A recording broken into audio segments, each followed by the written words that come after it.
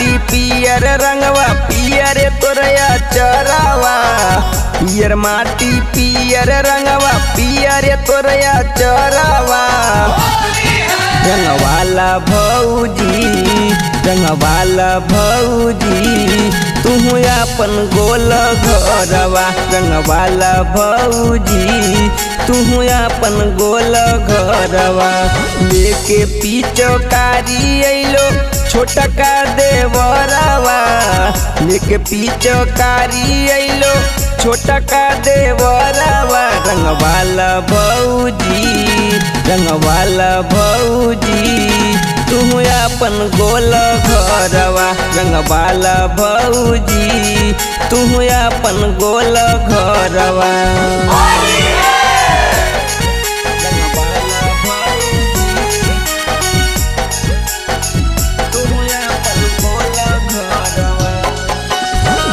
Mix by Chhotelal बाबू।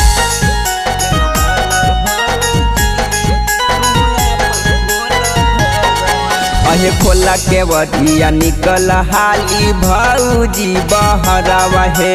रंगेदा चोलिया खेलेदा होलिया कर नाना खरावा हे खोला के बटिया निकल हाली भौजी बहरावा हे रंगेदा चोलिया खेलेदा होलिया कर नाना खरावा हे कर नाही माना तनी धरेदा पंजरावा कर नाही माना तनी धरेदा पंजरावा रंगवाला भौजी तू अपन गोल घरवा रंगवाला भौजी तू अपन गोल घरवा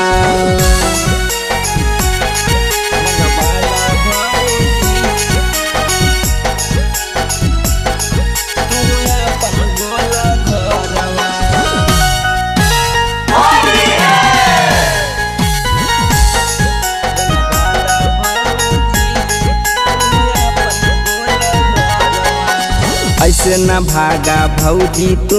साका हमारा भिरिया है धीरे धीरे डलाबो नहीं करबो बला जोरिया है ऐसे न भागा भौजी तू साका हमारा भिरिया है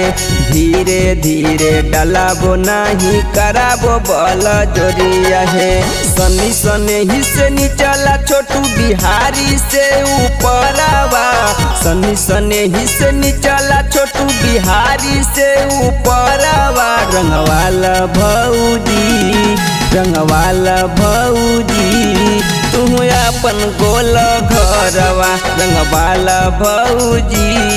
तू अपन गोल घरवा।